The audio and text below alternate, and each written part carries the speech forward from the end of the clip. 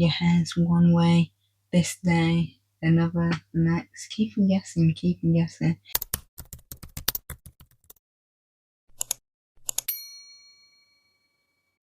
Hi guys, so in this video I am sharing life updates, undoing my hair, talking about my experiences growing up as a young black person in a predominantly white area, and a few things about me as I go along. So last hair video, I had my hair done, but unfortunately because I have been quite unwell health wise, it's just knocked me back to 6, and I haven't left the house much over that span of time because it's just my feet have been like really painful, my hands have been affected, and now my lip as well. Don't even get me started. Anyway, I'll be trying to undo my hair. My first one done. That was hard. It was really difficult, but because my hands are flared up, it's been a lot harder to do. She's really put these ones in. I'd say for me, growing up in a predominantly white area has definitely, I wouldn't say taken its toll on me, but it has influenced me. I don't think I realised it affected me until later on in my years.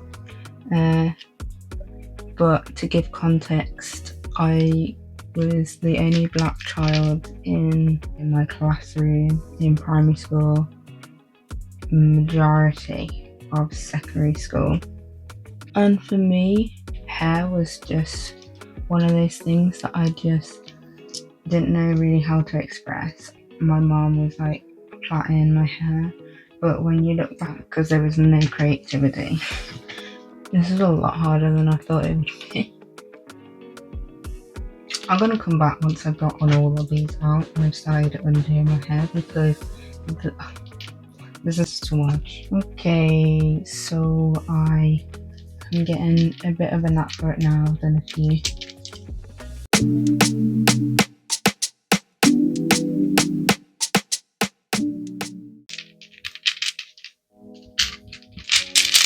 Enjoy this noise while I still can.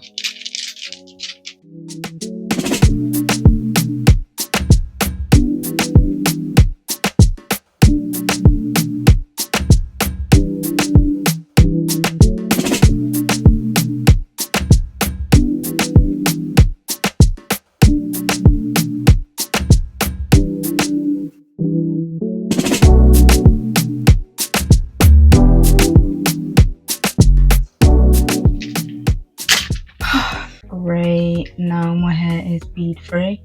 Feels very, very strange not to hear those lovely, lovely beads. They will be missed. I did feel a bit different. There was this one time when I was at school and it was one of the teachers. They were like, "Oh, is that your cousin?" Because there was this one other black girl in the year below me, and they assumed straight off the bat that because we're two black people that we are related. We were not related. We're not related. But assumptions are made. I didn't start having hair extensions until I was in, I think it was either year 9 or year 10. Obviously I wanted them when I was younger. I was seeing other girls with hair extensions and I was like, oh, I wanted to be that girl. But I can't remember if I wasn't allowed or just didn't happen. I only started being more expressive with my hair when I was at college, so a few years ago, for these different hairstyles, and started to get into gel a bit more. I actually started to appreciate and love my hair more, I think, because I wasn't seeing much of people with my hair growing up on my day-to-day. On media as well, I didn't see much representation. That's why in my artwork it does feature black people. I think it's important to have representation for younger people, for older people, but I think for the next generation to see artwork or see people with my hair on TV screens and everywhere, just any and everywhere. These are posters that I got made of my paintings, and I've got a lot more paintings that I want to use to fill up this wall, so it'll be just of my art. I think it's low-key iconic because how many posters are on people's walls and stuff, and to have my own pieces that I've already made is incredible. As a person of colour, that you are accepted, you are valued. Am I gonna get comments that are gonna make me feel really conscious about my hair? Am I going to be laughed at? When I was younger, I felt really scared to have my hair in an afro publicly. I just couldn't do it. Couldn't be staring at me. I didn't like the fear of being different in a negative way. I felt like so self-conscious. So the most I'd do would be like an afro puff. I didn't want to feel like I was in a petting zoo. I was scared of my hair being touched without anyone consenting to. A couple of years ago, I think during lockdown was when, after the whole George Floyd murder, I started researching and looking into like black culture and watching a lot more YouTube videos to do with like natural hair and stuff, and I learned so much, and my appreciation for having hair like mine grew. I felt more confident with the hair I have, and I felt my natural hair journey was beginning. Again there, I would say I felt more comfortable with my hair. I wanted to experiment more, be more creative and have fun and style my hair.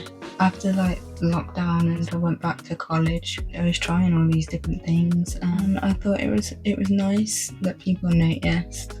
I felt like I was getting to like, so I don't want it to shrink up too much, so I still want you to see what's going on. You see the growth. But again, I didn't really leave the house much because I wasn't very well. So most of the time I saw myself just with a bonnet, and it was just one of them things, unfortunately. Okay, that's one done. These are quite tight. So it's going to take me a while to get through my hair. I really struggled with accepting my hair growing up. Like, I didn't have anyone to tell me that my hair was beautiful, that my hair is unique. People grow up thinking that our hair is too much to deal with, but in actual fact, our hair is, I would say it is a lot, but like demands more of your time. You have to take it slow. You can't rush things. It's best to have like a day free to just do your hair. Accept that it's not going to be a quick fix. Your hair is not straight. I think my hair is 4B. It's not coarse enough to be 4C. But some people don't believe in that hair tight system, just because in different parts of your hair it's different, and I totally get that.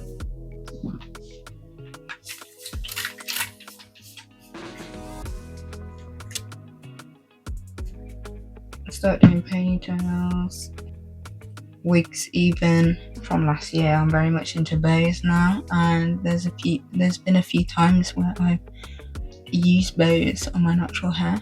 I'd say now I'm still on the journey. I don't know it all, but I am open to learning. Feel more comfortable with my hair. It's New Year's Eve. I went to my friend's house and I had my hair out just, straight out the packet. It was just all natural, and I had this beautiful gold dress on. I could do so myself. It was lovely. Nowadays I'm not just wearing my hair in an afro puff. with like a twist out knot here and there, where I've just taken my hair out of plaits or twists, and I like that like kind of wavy effect that it gives.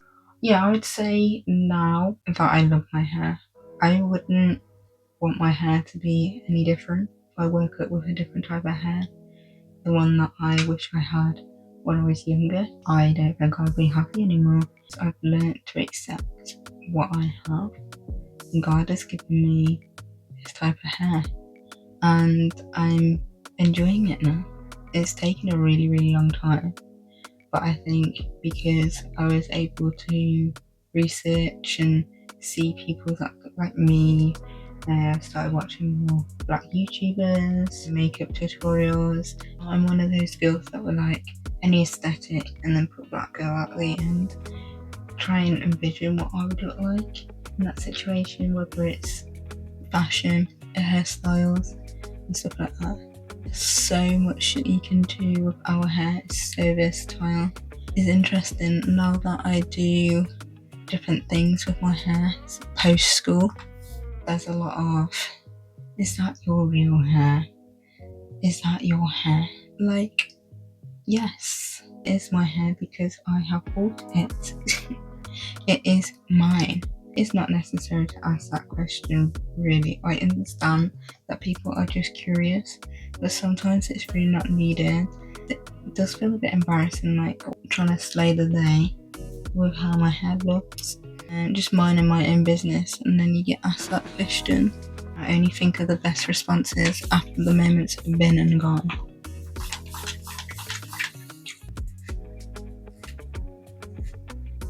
It's kind of fun being a black girl because your hair's one way this day, another the next. Keep on guessing.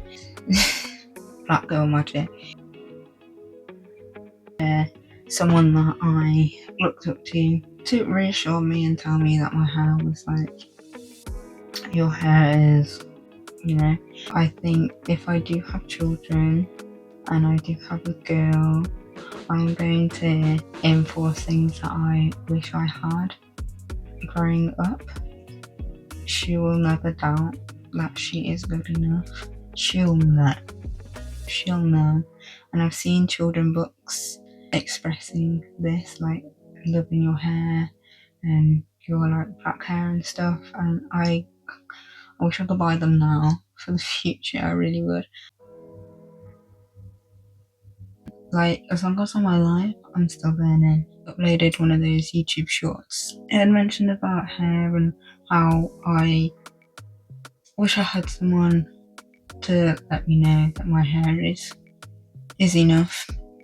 And someone said about like you shouldn't brush your hair when it's dry due to breakage. She was very sweet about it, which I really appreciate. I did look it up for myself. That's also important to do. And it did say it's good to brush your hair when it's wet. So that's what I'm doing. The thing that I learned about my hair is that shrinkage is a good thing. It's a sign of good, healthy hair. At first, when I saw and heard of shrinkage, it had its negative connotations due to it not staying the same length as it was an hour or 2 hours ago. When we say the term black hair, we're not just talking about like the hair colour. So when the term black hair is referring to people of African and Afro-Caribbean descent. That's what we mean, Afro hair. This one had a bit of extension in it just because my hair at the front is not thinner, but it's a bit lighter than the rest. I mentioned a bit in my video when I was getting my hair done. Just to help it out so it doesn't break because of the tension. When I was getting my hair done, I had learned that my hair isn't thin. The strands are smaller. I used to describe my hair as thin. I've seen other black girls with their hair out and mine did not look like that. Something the black girls can relate to is when you have an event to go to and it's a while away, maybe a few weeks or even a few months, and you're already trying to plan like how you're gonna have your hair. I think that's something that I really enjoy, because then you're thinking about, okay, I can have my hair this way. For example, a few years ago I went to my friend's wedding. I'm friends with the bride and groom. I had planned to have my hair done. I just knew what I wanted. The perks of having hair extensions is that one, it's a protective style. Your hair is being left alone. Shedding minimized because your hair is in one place. I think it was number 30. So in hair packets, they've got like a number for the colour. A brownie ginger, Fulani braids, and I had beads. It was so fun. There were so many beads. For graduation, I knew I wanted burgundy, planned the whole thing. I even had a PowerPoint with the outfit that I was actually going to wear year 11. And I had, for Leavers Day / prom, purple extensions. Thought it would be iconic to have purple because purple is my favourite colour. So I wanted something that represented me. Leavers Day I had the extension in a high ponytail. I was kind of going for like the 50s kind of look. And then for prom I had like this purple dress. Each year, fun fact, I try on the dress for my prom anniversary. 6 years since I left school. Last year I tried it on and I broke the zip. Time after that I was in college, I was 16, and I had the same kind of purple because I had a few packets left, and green. I'd like to go green again at some point. But since starting putting colour in my hair, experimenting with different extensions, I have never looked back. I have never had black box braid ever. For me, it's like go big or go home. Like I can see why people just dye their hair. It's a way of expressing yourself. It's fun. It's exciting. So I think overall, trying to look at like the photos on my wall of different hairstyles, and I've had blue, blonde, brown, purple and green. Let me show you the map. I've had red a few times. As much as an outfit helps you express yourself, it helps you express yourself too. For example, cornrows and different like styles that black people wear. And hair is very much linked to black culture. Slavery times, cornrow styles will plait the hair as the route of how they're going to escape. When a group that didn't originally design that thing, they take over and then decide to call it something else. Instead of knowing where it came from, the original name for it, etc, etc. One of my TikTok videos that blew up so randomly like a few months ago. It was one I posted 5 years ago. I know. So keep all your TikToks up. They'll blow up eventually, maybe in 5 years time. But the video was about cultural appropriation to do with Kim Kardashian. Loads of white people were saying like Vikings invented braids.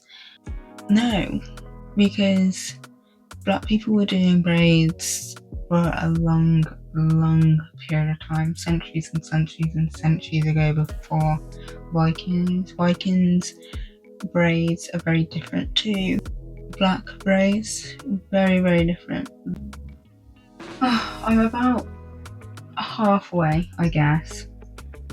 So this is this side. I'm roughly like just twisting them to get them out of the way and then carrying on and doing the rest. Yeah, sometimes it is out of just pure ignorance and innocence that like, oh, I don't know, but it looks cool, so I'm gonna do it myself, have it done. And then there's people who actively take something or try and appropriate something from a culture and claim it as their own. So it's almost like someone's writing an essay, a really, really good essay.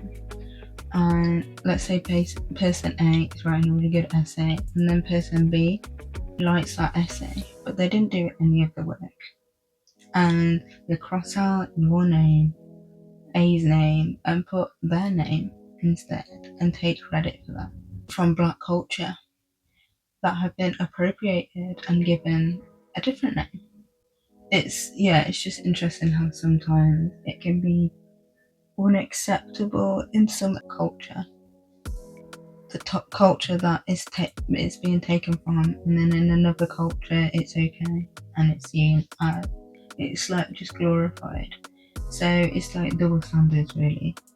For me, like I said, still learning, and hairstyles that I do try out the first time, like to look up what it's originally called, where it comes from, like geographically. I used to wear it and what does it symbolise. I had straight back cornrows once, and I was like looking up what cornrows were for. Historically, it symbolised your wealth status, your marital status as a woman, and your religious status as well. Carries meaning. Obviously, in the 21st century, in Western areas, we wouldn't necessarily look at that hairstyle and or know that it used to symbolise these things. It's important, and it's good to educate yourself on things so that you have the knowledge. About 9 left. Oh, long. I told you it's a long process. When I'm finished, I'm going to put in some leave-in conditioner and comb out my hair. Gloves with me and my detangling brush. Wash my hair tomorrow.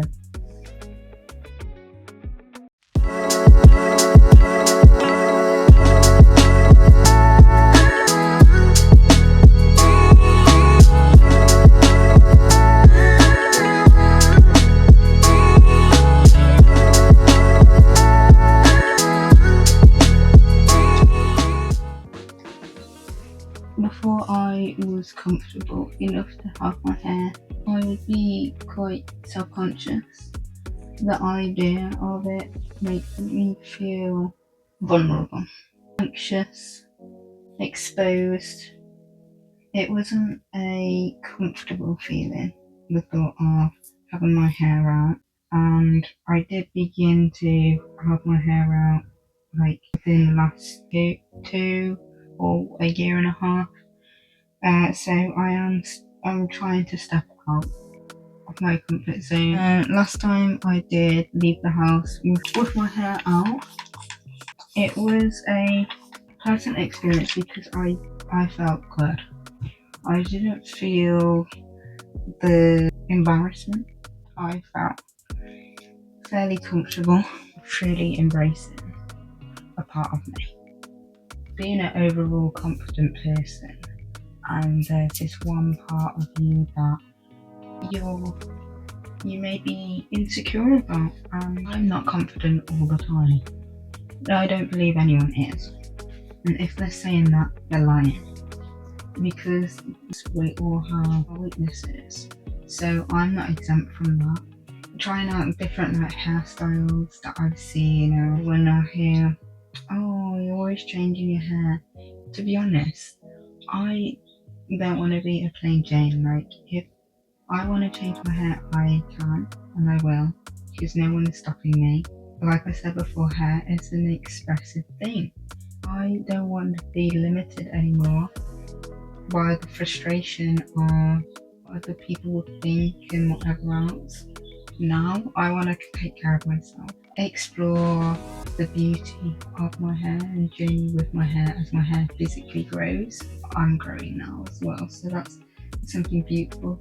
I did write a poem, prose, With my portrait painting, it was just a way of me exploring and accepting that beauty, that my hair is my crown, being unapologetically black and being unapologetically myself. I think I started at like 12 something. I think it's like almost 3:30 now. But I did have a mini break in between, about a half an hour break. I will be having lunch after this. Well deserved lunch.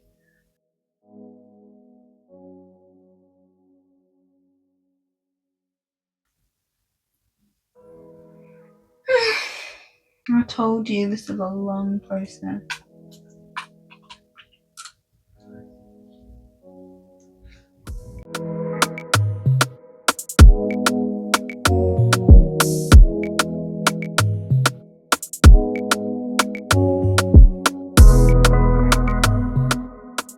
Dyeing my hair is not something that I want to do consistently. I'm not going to say this is going to be the last time either, but for now, I want my hair to grow out. I want to see my natural hair colour again. I've missed her so much. Just gotta take it easy because of my hands, they're quite weak. But considering I've managed to do all this and I was struggling massively at the beginning, kudos to me. It is a lot easier than on wet hair. Get all the dirt and the grime out tomorrow. Feels good, man. Oh, feels odd not having the beads in there. I'm gonna put in my leave-in conditioner now. Not loads left, but I have already bought some more. I'll apply this to my whole head.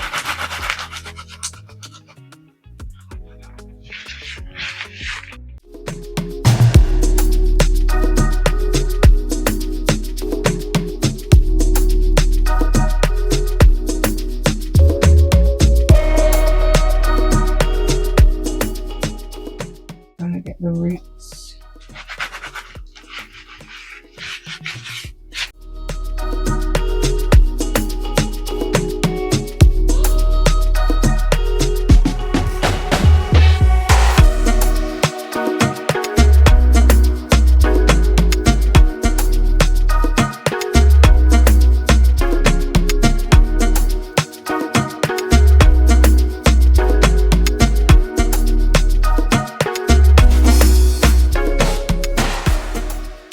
I can't tell if it's about half of my hair that's like still red and still like natural, I'm not sure.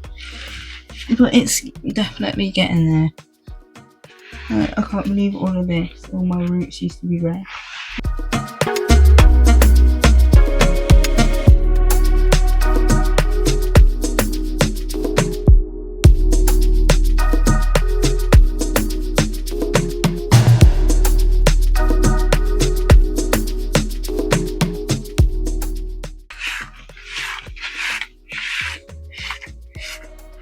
You see how like smaller my hair looks now that I've added it in?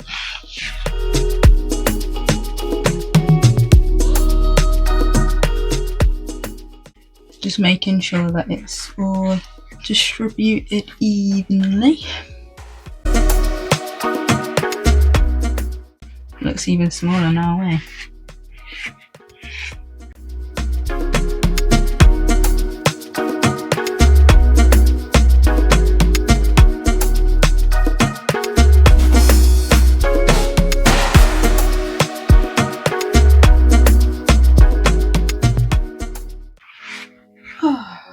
Thank you for journeying with me as I unplait my hair and cover my own perspective on what it's like growing up black and how I'm journeying through the natural hair journey. You've always been a natural hair girly, but you've got more of an insight in what I have experienced, what the insights of what I thought about certain situations, insecurities, etc.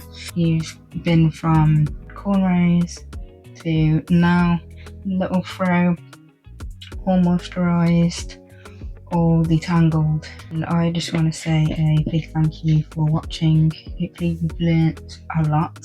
Yeah, thank you for supporting me, and I shall see you next time. Hopefully I'll be a lot more healthier within myself. See you next time. Bye.